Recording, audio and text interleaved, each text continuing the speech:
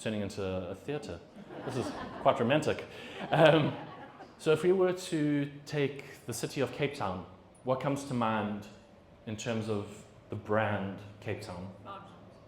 Table Mountain? Tourism? Wine. Why does everyone say wine? Sure. Sure. It was quite overwhelming. I didn't expect wine to be so dominant. Okay, so if we were to compare that to the great city of Durban, well, that was a bit of an anticlimax. Okay, don't start. I think maybe if we would extend that into the province of KZN, I think we do have the greatest province, quite frankly. From the beaches to the Midlands to Drakensberg, I think we have it all. Would you argue that a person can be a brand? Yes. Absolutely. And what about David Beckham in particular? The looks. My sister says the looks. His looks. The tattoos, obviously one of the greatest footballers of our time, and I think a great ambassador for England. So people can be brands. What about sports teams? Did you watch the game on Saturday? Yes. I actually felt a bit sorry for Wales. It was a 43-0. So if you think of Springboks as a brand, it's an ecosystem. What comprises the ecosystem? The fans, the coaches, the medical, sponsors, the personality. It's an ecosystem. Absolutely. They're all interdependent elements that comprise the Springboks brand. And critically, products and services. What about Lego? What a beautiful brand. You just think, associations to imagination and creativity. So a brand can be many things. And a quote that I absolutely love by Walter Landor, who's the founder of Landor and Associates, a globally renowned brand consultancy.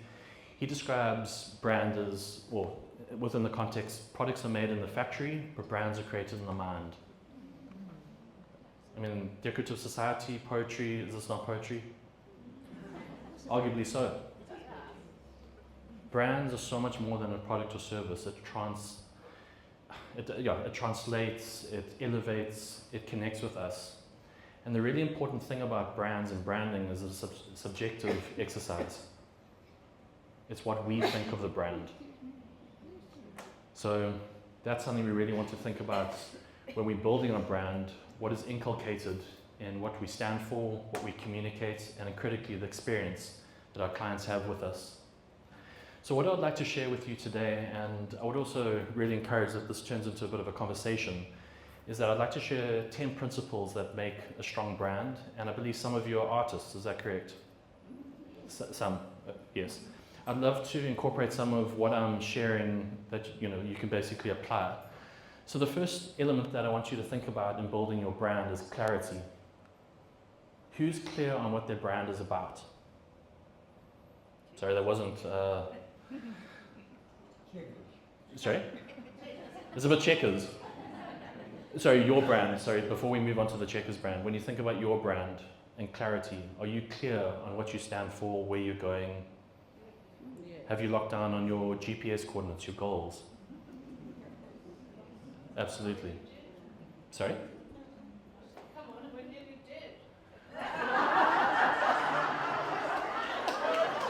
To be...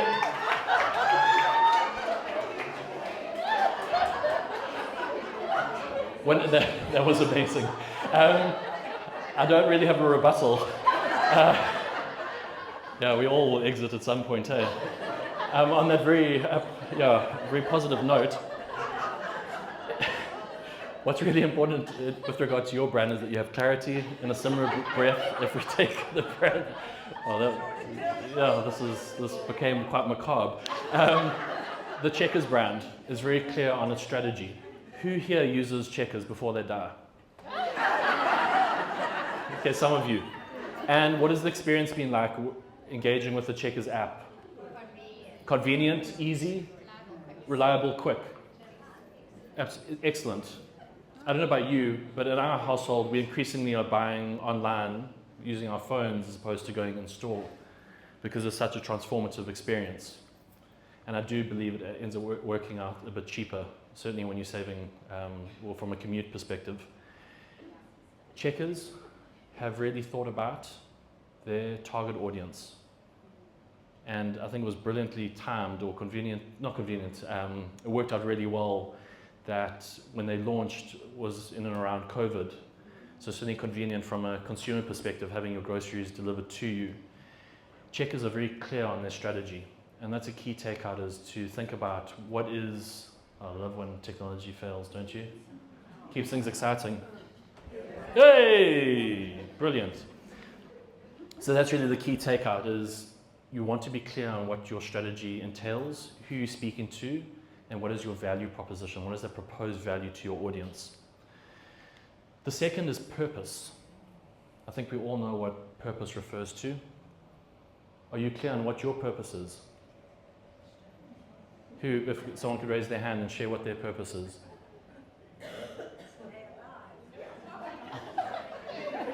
At a physiological level, sure. I can't argue with that. Anything as we sort of move up Maslow's hierarchy of needs must be intentional, absolutely. And who has an intentional purpose? Make money, arguably so. I mean, it's a very subjective exercise. Solve a problem. Solve a problem.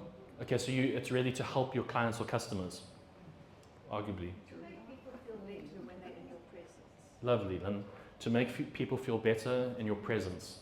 So you want to articulate what is your reason for being, your purpose, arguably beyond making a profit. Again, it is subjective, but what is it that you want to achieve? And the beauty of having a clear purpose is by communicating that, you draw more of your target audience to you. So that's something just to consider. Are you familiar with Yoko? I'm sure you would have engaged with it. I see a lot of nodding heads. It would be quite difficult to read from the back, but I'll share it with you. So when commerce is open, we all thrive. Yoko exists to give entrepreneurs a platform to grow. When small businesses thrives, the economy does too. And is that not more poetry? Who would have thought branding was poetry in some respects?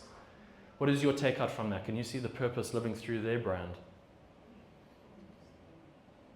Absolutely. So empowering small businesses, supporting them, GDP increases, and as a whole, so does our country. So a key takeout to think about is, what is your purpose? And be single-minded on what that stands for, and ensure that all your communication. So who's on Facebook here? Yes. Facebook, you may have a website, you may have a blog, you might be on WhatsApp, you might have a newsletter, whatever your channels are to communicate your brand, you want to underpin it on your purpose. Oh, this beautiful blank screen. What do we think of it? Exciting. Okay.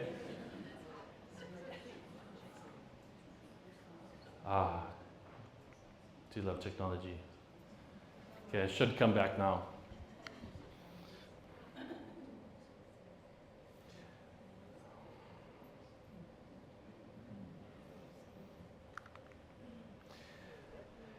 The next element to think about is your target audience. So your target audience is your ideal client or customer that you want to engage with. Do you agree that not everyone is your target audience? No. Oh wow, okay, that was unanimous. So what I really encourage you to think about is segmenting your audience. So segmentation is a marketing process where we distill down to a core group of customers that we want to engage with. There's a higher propensity that they'll engage with you and pay you. So I think at a basic level, we're likely to incorporate what is known as demographics. We're all familiar with demography. It's the study of human populations. Particularly from a marketing perspective, we're looking at age and life stage. We did certainly speak to that earlier. And critically, your financial means. And what you want to do is overlap that with what is known as psychographics. So here we're looking at the psyche of your customer. What's important to them? What are those need states? So please think about that in terms of your strategy. And I think we largely know PPS, investments, PPS, some, okay, a mixed bag. Anyway, they, in the last year or two, introduced a sub-brand called Glue. And what I wanted to share with you is an excerpt from the MD where they speak about their ideal target audience for glue products is middle upper income individuals between the ages of 25 and 55 with a minimum household income of 30,000 Rand per month, ideally with a diploma or degree or connection to an existing PPS member. Actually, they share quite a bit on who they are looking to speak to. Yes, yes, so that ties in, yeah. So what do you take from that in terms of who they're speaking to? So educated? With degrees, diplomas, absolutely. So why do you think that would be important to PPS and glue? Very good payers. Ambitious, good payers? Anything else that comes to mind? Well, they know within the professional, so they've expanded. Yes, brilliant. Okay, so PPS typically attracts your accountants, your doctors, lawyers, scientists, whereas this respectfully is a cohort below that professionally, or certainly from a socio-economic perspective. So they're very clear as to who they're speaking to. And the takeout here for you to think about is, who are you speaking to? A lady approached me earlier to ask if I can incorporate, as an artist, what does best practice look like? And it's something I'd like to recommend at this juncture, is to consider who you're speaking to. Who has an appetite and interest, a preference for your particular art? So one of the things you want to think about here is at psychographic tier. So who here is an artist and sells their paintings, their poetry, whatever it may be? Who's an artist here? Okay. Oh wow. Okay, so we've got a few. So it's to be clear on who you are for. There's a quote by Seth Godin. He's a globally renowned marketing strategist. He says, "A product for everyone is a product for no one." Do you agree with that? Art is very subjective. Not everyone's going to like what you make, and that's just how it is. You just got to find the audience that cares. So for those that are artists, it's about taking the time to identify who your audience is based on their aesthetics, their design preferences, and critically your price point, because price, as we said earlier, signals value. So you want to think about those variables in terms of the blend there. So yes, just going back to glue, I think this is quite an interesting reference point in terms of who to speak to. So are we clear at this point the value of brand and who we need to engage with? One person out of 50, lovely. So, great start. Okay, what I can offer here is a round of applause. That's all I can offer at this stage. Do you know what UX is? UX. You can impress your family over dinner tonight. You get the round of applause. Cheers. Sorry, that's all I have at the moment. Basically, what you want to think about with your brand and your marketing communications is distilling down what that experience looks like. We used the example of Woolworths earlier. Would you say that's a very engineered, very deliberate space? Okay. Each facet of that journey, literally and figuratively, is mapped out. We speak about the pain and gain points. So Barrows, who you may know, which started in Durban, Richard Barrows, it's a multinational point-of-sale marketing brand. And if you go onto their website, they're very deliberately mapped out who they're speaking to for brands, for retailers, and their connected store. So what they've considered is there are 3 target audiences that they typically engage with, and they've made the journey very easy to connect with them. So if you're a brand, you would click through and it would open up content that relate to you. My question to you is, what does that journey look like when a client or customer works with you? Is it convoluted or is it seamless? And is there anything in the journey that you could do to refine that experience? Does anything come to mind that you could do differently? Or perhaps something at the moment that you're doing really well? Nothing. Awkward silence. There's always something. There's always something. Something you can improve on. Perfect. Have a different brand new experience. Lovely. Absolutely. Have you considered gathering research, getting feedback from your customers or clients? Questionnaires could be brilliant. The beauty of questionnaires is that you're getting a qualitative insight into what people think of your brand. And then with surveys that has a more quantitative. So on a scale of 1 to 5 or 1 to 10, you've got that net promoter score. How likely would you recommend your product or service, or a product or service to a client or customer? So there's different ways that we can ascertain that research. And as per your point, thank you, that was gold, quite frankly, is we want to get feedback from our customers or clients, because the better we can understand and service our clients, the longer the brand longevity is, critically. Then folks, this might be a bit risky given the target audience of today. Please no one have a heart attack.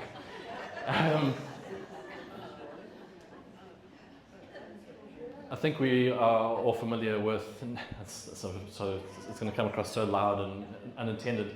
Everyone's familiar with naked insurance, I should say. So taking a step back, your brand position is really the flag that you dig into the ground. If I were to say Volvo, we would unanimously equate it to safety. Everyone in the room agrees with that. That's really what we want to achieve with our brand, has been known. We said always equals quality, and the same with Volvo equals safety. I think Naked are doing a really good job of disrupting the insurance space with very risky marketing.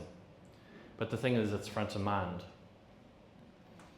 And a question you want to consider is, what is it that differentiates you? So what makes you stand out? And critically, are you communicating that point of difference? So who here is clear? Who runs their own business out of interest? If anyone, okay, so could you highlight the thing that makes you different?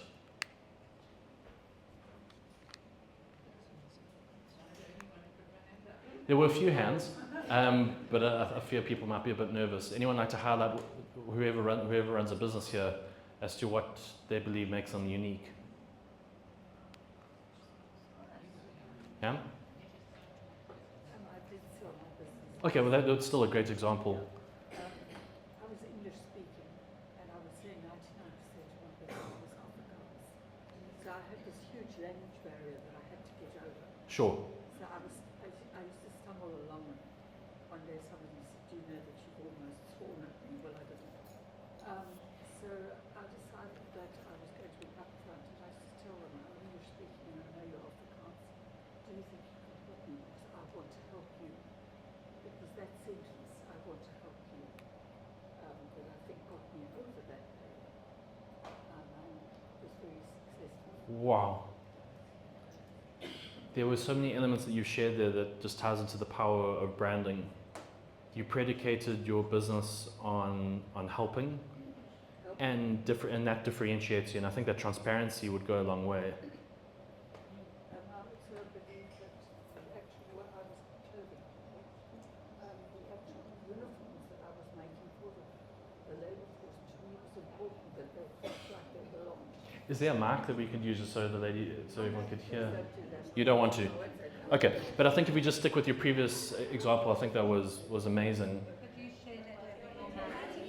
Sure. So I think just the gist is you had a business where you're communicating with Afrikaans speaking folks, and English was the medium to communicate. Was it? I couldn't say one word of Afrikaans. You can speak one word of Afrikaans. I can remember saying that I had to say when I spoke to Afrikaans people, it was a form of Respect, isn't it? respect to Yes. say, well, it took me about, I don't know how long to get that in my head. And I realized that I was winding myself up and going down the wrong road until I told. And then it really helped. They used to call me So the Roynik from Durban. that's brilliant, the Roy Nick from Durban. So I think the gist is, folks, I think all that we really need to draw, or which is really important, is that transparency, the willingness to help, and being clear in your communication goes a long way. What you want to bear in mind here is, what is your point of difference? and communicating that consistently. So that's on brand positioning. This should be a brand that we're familiar with, Babylon Storm. Yay! Hey, the audience picks up. What has your experience been like? Who's been to Babylon Storm in Franschhoek? Hey, there we go, a lot of hands. We should have just spoken on Babylon Storm.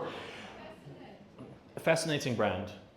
Okay, so all the elements that I've mentioned today Babylon Storm is a strong brand. Brand awareness, we all know the brand. We speak favorably, so positive associations. And they've mapped out their UX, the customer journey, from buying online to the physical products, the packaging, the labeling, the price point. All of those signal elements that make up a brand. A very difficult aspect to building your brand, but critical, is that of being consistent. Who believes that they're consistent in their personal capacity? We do? Oh, depends on what day. I've got a few personalities, so it just depends. The value of this exercise is, or what I recommend in, I suppose, going about being more consistent, is to conduct what is known as a brand audit. So a brand audit is a way of taking stock of all the customer-facing touch points that your client or customer has with you. So if we take the example of Babylon Storm, we've got the physical farm, you've got the wine, you've got all the products, you've got the staff. It's through to delivering that product that you ordered online. The ethos, living through, so in the communications. So what you want to do is take all those touch points and work out where you're getting it right based on your brand identity, and I'm sure we can agree Babylon Storm is a very sophisticated brand. What are they getting right in their messaging? And where possibly are they dropping the ball? And if you were to take that thinking and apply it to your brand, is to say, well, what are you getting right? And as we discussed earlier, having feedback can be a bit of a bitter pill to swallow, but can be invaluable in enhancing and building our brand. So that's consistency, and Babylon Storm, I think, does a wonderful embodiment of that. Are you familiar with Veldskun? Yes. Who's wearing Veldskun? Ladies? Anyone? One. It's been a while. It's a truly success story, Veldskun. The key point that I want to make here is the more channels you're on, whether that's social media, and as you can break that down further, whether that's Facebook, Instagram, TikTok, Snapchat, through to WhatsApp, email, the list goes on. The more platforms you're on, the more you have to manage. So I just want you to be cognizant that yes, a brand like Veldskun can afford to be on numerous channels, as you can see here. WhatsApp, email, and you can always join the newsletter. They've got the resources to do that. And what I really want you to think about is, in your capacity, for those that are looking to build their brand or incorporate some of the thinking, is to be cognizant of what you can manage. And my thinking is less is more. It's better to be on fewer platforms and do a really good job, as opposed to stretch yourself too thin and dilute the message. That's the key takeout here is. And for those that do run businesses or did run businesses, what were some of the channels that you are on? None. Who had an emailer that they would send out regularly? Yes, 1.5. Yes, you do run a business. I'm on Instagram. Instagram, okay, so, Facebook. and Facebook. For art. Lovely, okay, so I'm sure you found by being on those two platforms, you're having to manage both. Yeah. It's getting back to people, it's making sure that you're posting frequently, you're putting ad spend. So the point is, the more channels you're on, the more you need to manage.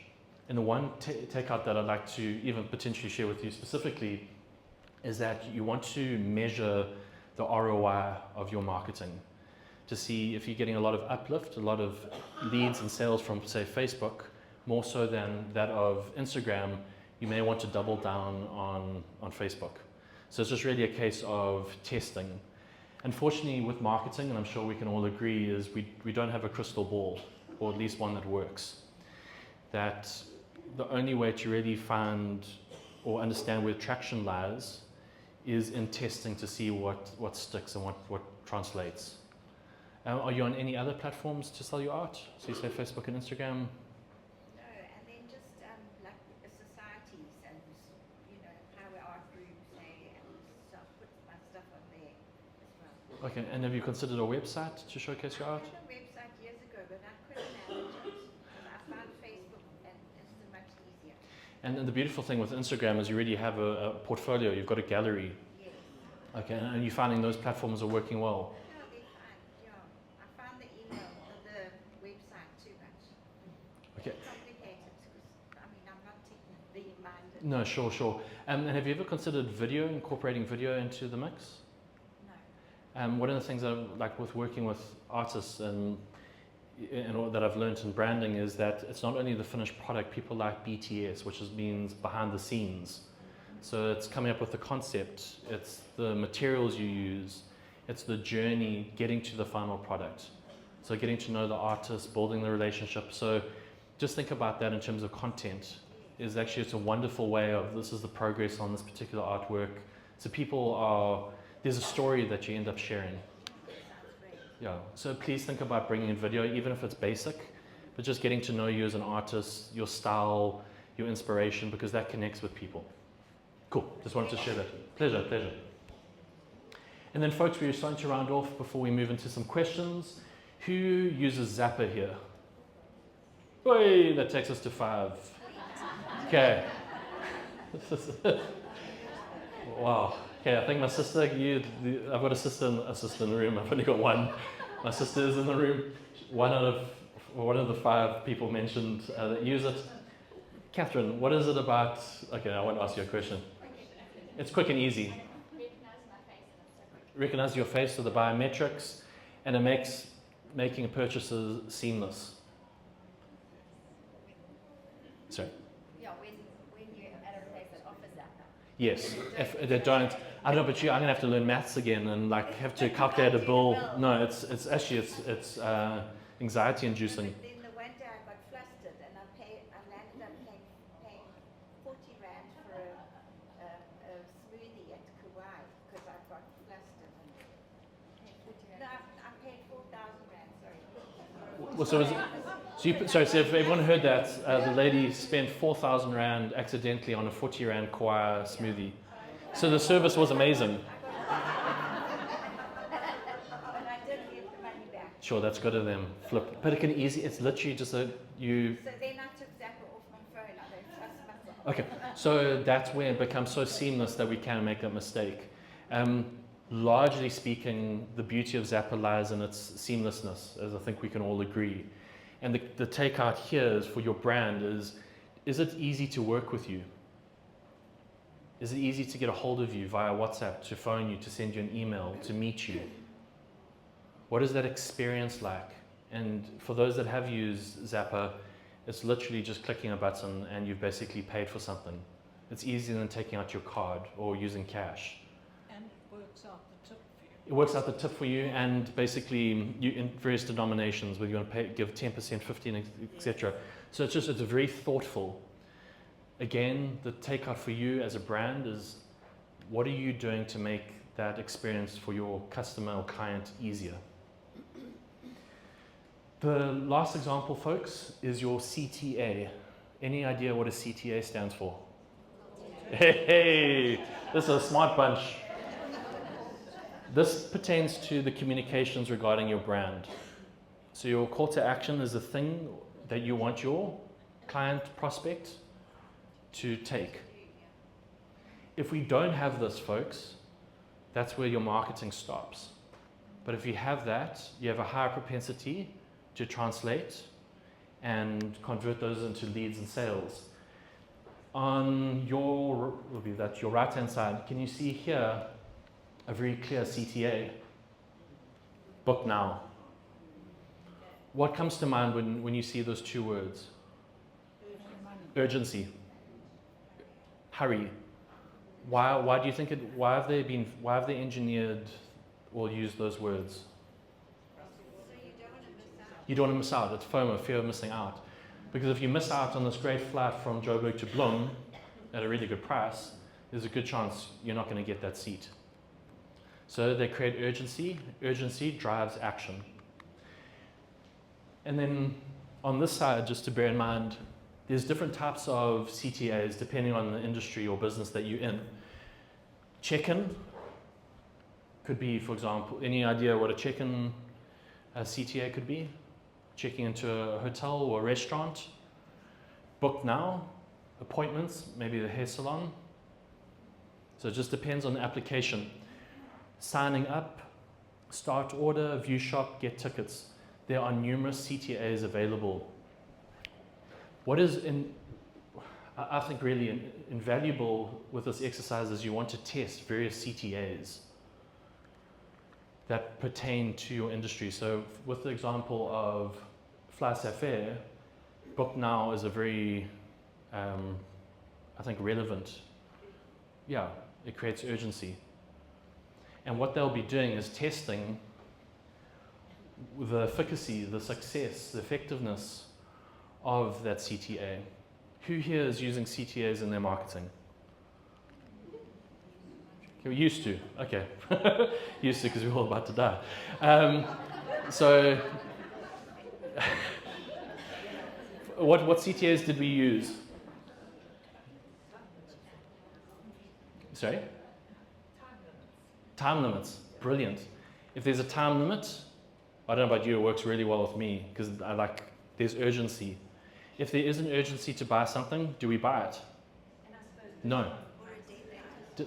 Discounted price for a limited time only works really well. So what we want to inculcate is various CTAs that we test to see what gets our clients or prospective clients or customers over the line. Then, the last example I'd like to share with you is having metrics. Do you think metrics are important? So we're looking at measurement. Very. If we don't have metrics, we actually can't measure the efficacy of our marketing activities. This is based on gut, and that's not enough.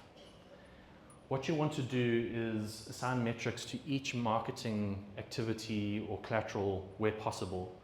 So visiting the website, there would be metrics around people visiting the site. People reviewing, this I think is pretty strategic, or very strategic. We score 4.82 out of 5 based on 1,380 reviews. It's not quite 5 stars. Looks like more like, I suppose it's 4.8, just shy of that. That's a metric. What people are rating and reviewing. People visiting the website, signing up for their loyalty program.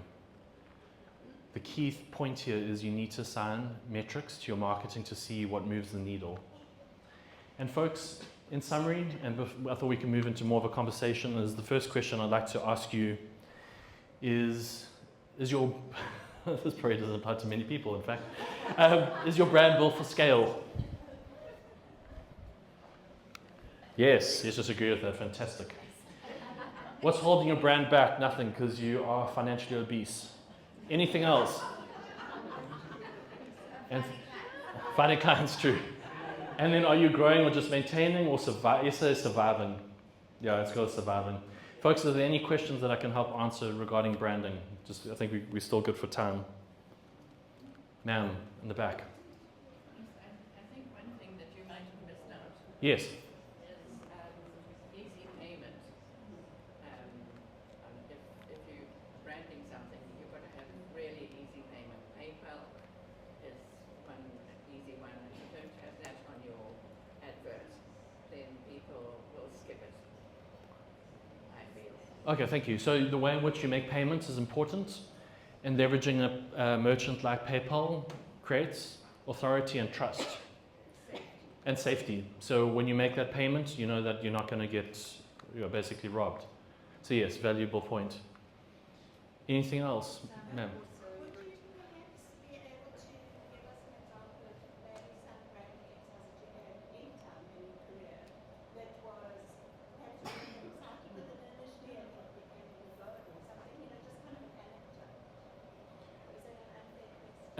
Generally, it's confidential what I do with clients. But what?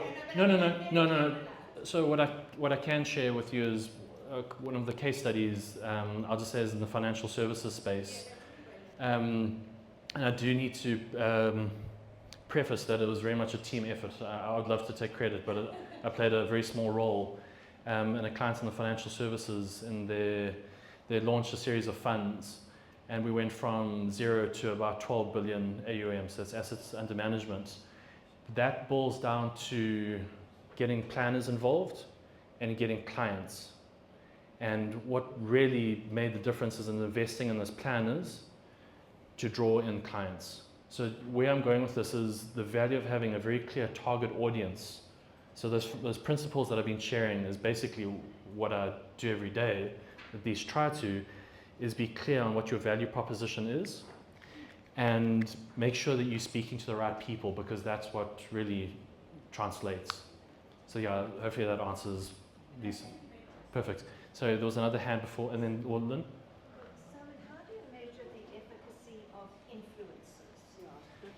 Okay, so one of the ways you can do that is using social media, the channels that they're on, and for example, if they are promoting a particular product using a specific code, so like Lynn Nielsen is the reference, they can then measure that, the efficacy of that, because it was because of you.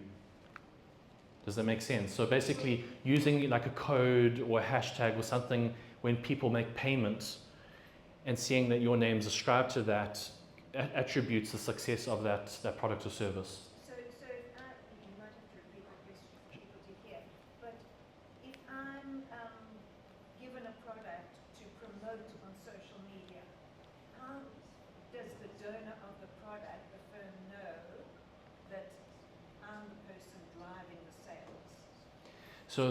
So I'll still stick with having some form of the influencer you say is yourself, that just say Lynn 2026.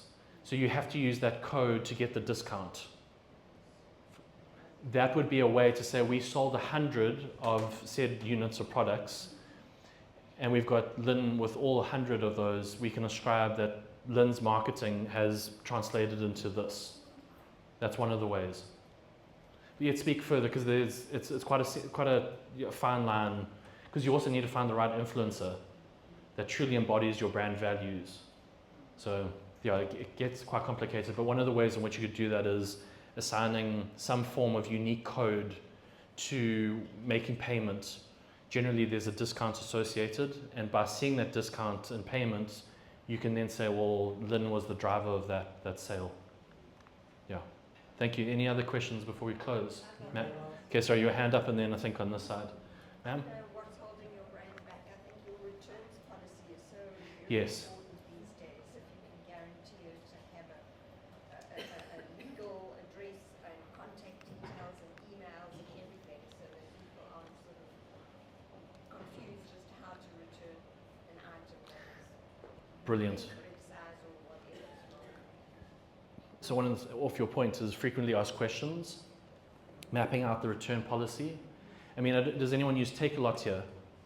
I think they've got a very seamless, and obviously they lose a lot of money on the returns because they're having to physically bring out a driver to pick up your product, take it back to the warehouse, etc. So to your point, frequently asked questions is important, mapping out the customer journey around returns, and as you said, all your communication is clear. So that's lovely. Should we round off with a question here and then the one in the back? Ma'am? I'm a graphic designer and I specialize in the financial sector. Oh wow, awesome. So Good choice. Yeah, I find that I'm coming up against firms and companies who already have CRM systems in place that feel like they don't have a need for my skill, and that's kind of what's holding me back. I don't actually know how to break in and say, you know, I offer a lot more than just your communications. I can do the branding, your hedge fund reports, those kind of things. Yeah, MMDs, etc. Yeah. Yes. So I just don't know how to, I don't know, break through the technical barriers. I think you're not even looking to compete with those technical barriers. I just think of the graphic designers we work with, it's the fact is we can speak to them directly and the turnaround time. Yeah. So I would think about leveraging those as assets in building a relationship. That's really like to speak to the graphic designer directly to say we need these changes, that you make those changes in a fair turnaround time, which obviously an art in itself really can differentiate you. Because if you think of the larger firms, they become more cumbersome and convoluted in terms of the process, whereas if they're working with you directly, you've got that relationship, you've got that trust. We speak about personal brand equity that's associated.